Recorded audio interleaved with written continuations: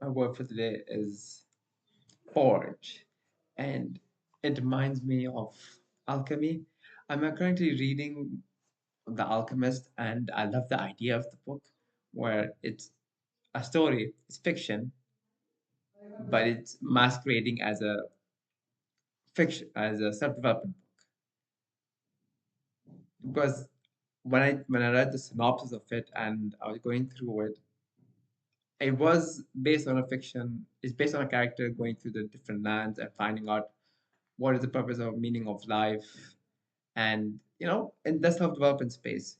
But when I started reading it, I just clocked that this is a fiction book and it has self-development in it. And I love both genres. I've been reading it, following for many years now. But I never had that idea that it's possible to intertwine both of them, to have fiction and self-development. What is the purpose of life embodied into one? And I just love the concept of it. And on this kind of journey, I do my writing as well, that I will publish on Substack and just see where that goes. The process of writing, I don't know why, but it's like one of those things for me. It's a pull thing that I just want to do it. It's like when I read Tolstoy's or Dostoevsky's quotes about how the feelings I feel, they describe it, and they're so succinct. It's like what I would describe those emotions as. If I wrote it down, it would be like two, three paragraphs. And then seeing them describe it so eloquently within a few lines, I'm like, there are levels to this game of being a great writer. And I just want to see how far I can go on my own journey.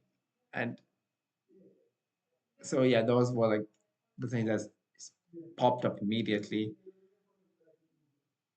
Another thing about forging, I guess it's the same thing as a kind of alchemy. It's taking what I have and forging and making myself into something that is better.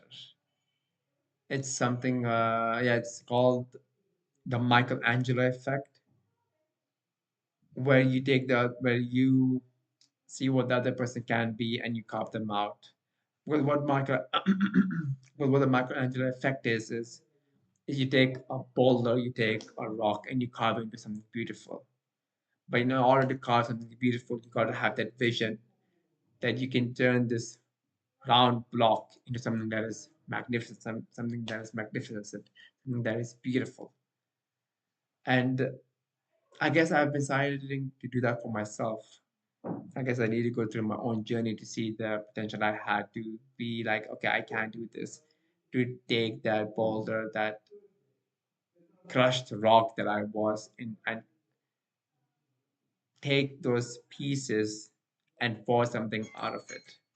There's a Japanese term also, I'm forgetting it, but what they do is that they take a broken vase and they line it with gold and they join it together. And it's the same ball, but it has linings of gold and you can see where it was crushed.